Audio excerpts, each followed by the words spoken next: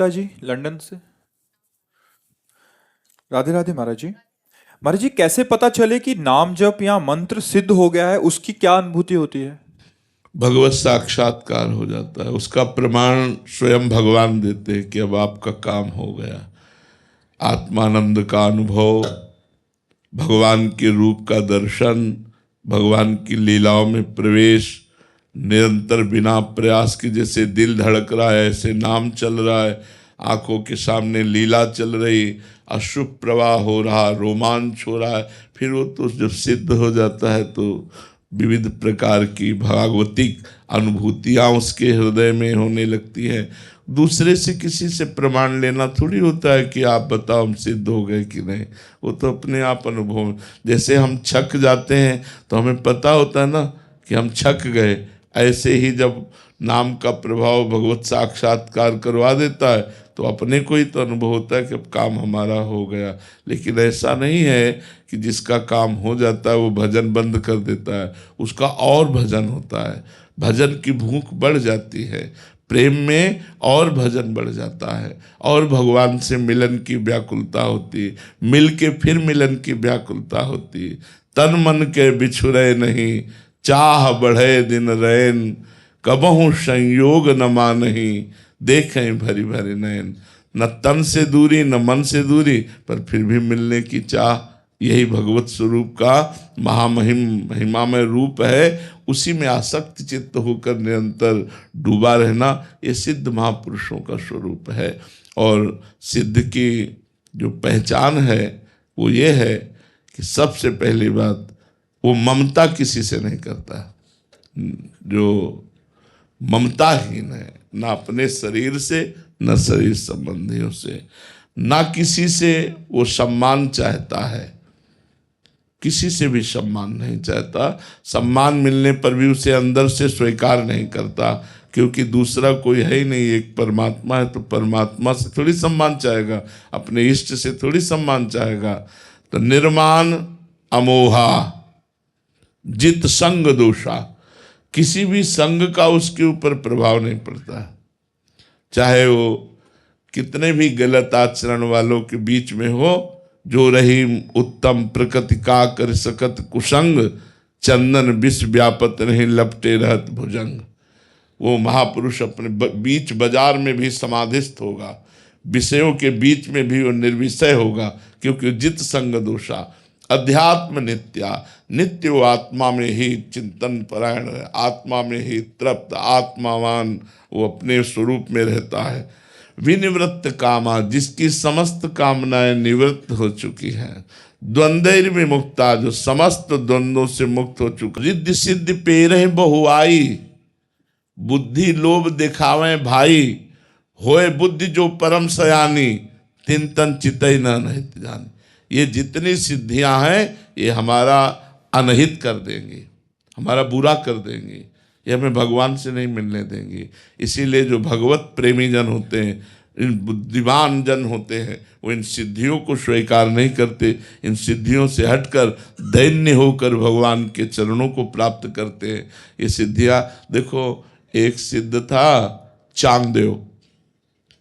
जब मृत्यु आती तो प्राणवायु को अंतर में रोक करके वह शांत हो जाता। मृत्यु निकल गई, 1400 वर्ष का। और ज्ञानदेव जी के पास अपना प्रताप दिखाने के लिए एक सिंह को वश में करके और सांप की चाबुक ले करके बैठ के चला। तो ये दिखाना चाहता था कि मैं सिद्ध योगी हूँ। और ज्ञानदेव भगवान के परम भक्त, परम ज्ञानी महापुरुष, तो उनको सूचना है कि चांगदेव सिंह पर बैठ करके सांप की चाबुक लेकर के आ रहा है। तो जिस चबूतरे पे बैठे थे उन्होंने इस चबूतरे को आज्ञा कर दी, चलो। तो जड़ चबूतरा उड़ने लगा।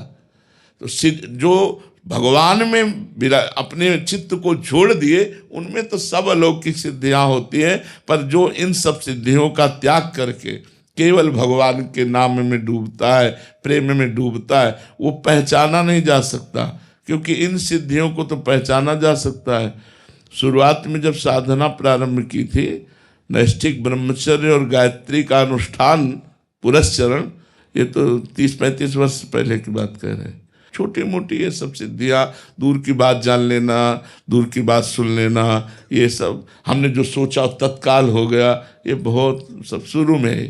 पर जब ये पढ़ा कि अनहित हो जाएगा, इससे आगे उन्नति नहीं होगी, भगवत प्राप्ति नहीं होगी, तब लगा अरे ना ना भाई ये सब नहीं चाहिए हमें, तो भगवान की। तो धीरे धीरे सब वृत्ति शांत होती हुई, तो ये सिद्धावस्था का मतलब है भगवान के प्रेम में डूब जाना, भगवान की प्रेमानंद की मस्ती में डूब जाना। ये छोटी मोटी सिद्धियाँ, एक ही शरीर कई जगह दिखाई देना, पर्वत में भी प्रवेश कर जाना, तुम्हारे मन की बात जान लेना, ये कोई खास बात नहीं। आकाश में उड़ना, ये कोई खास बात नहीं। खास बात है भगवान को प्रेमाधीन, भगवान को अपने अधीन कर लेना, प्रेम में रो रो कर भगवान को अपने अधीन कर लेना, ये सबसे खास बात है। भगवान पीछे पीछे डोलते हैं भक्तों के, ये खास बात है। ये सिद्धियाँ सिद्धियाँ आए तो महाराज जी एक जने आए थे, वो कह रहे थे कि हम बस नाम जप इसलिए करना है कि मेरे में एक आधी सिद्धि आ जाए तो बट आ जाएगी, बिल्कुल आ जाएगी।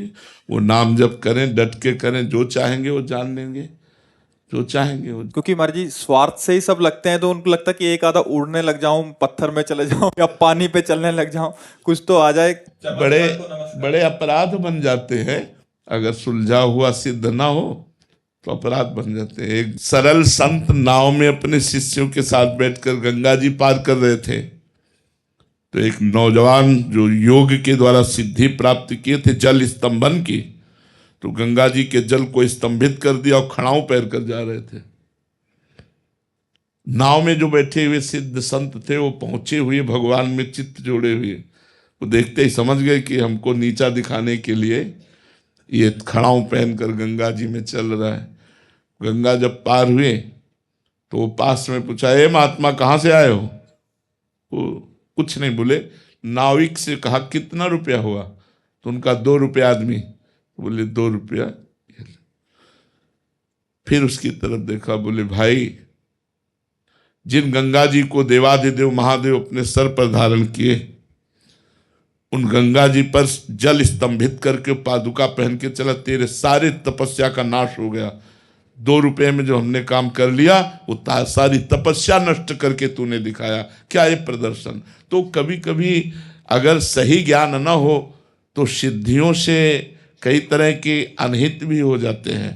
तो क्या संत का यही स्वरूप है?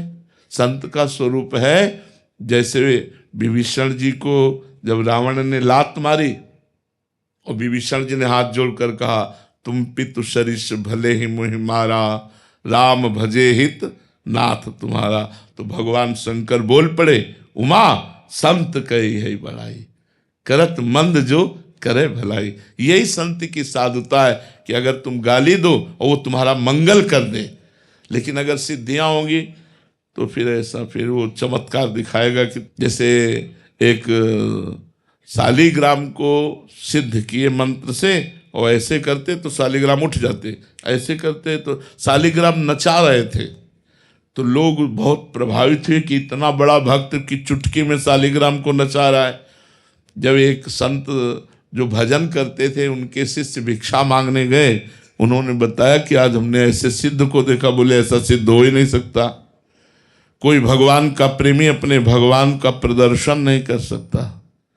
वो भगवान का प्रेमी नहीं है, वो कुछ ऐसे जादू तंत्र मंत्र जानने वाला तांत्रिक है। तो बोले प्रभु फिर इससे तो भक्तों को बड़ी हानि हो जाएगी, वो फंसा लेगा भक्तों को। तो बोले आप चलो। बोले हम चलेंगे तो उसकी कोई सिद्धि काम करेगी नहीं। बोले आप जरूर चलो। तो बोले चलो। तो गए। बोले भाई आप दिखाते हैं शालिग्राम भगवान को अपनी चुटकी के अनुसार नचाते हैं, अब नचा के दिखाओ।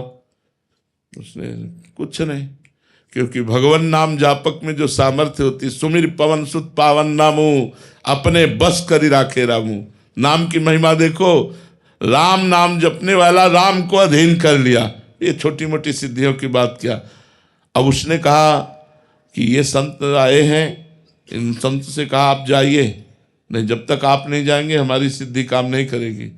तो उन्होंने कहा ये तुम जो त्राटक के द्वारा अपनी मनो एकाग्रता के द्वारा ये सिद्धि प्रकट करके लोगों को लुभायमान करके पैसा ले रहे हो, इससे तुम्हें नरक की प्राप्ति होगी।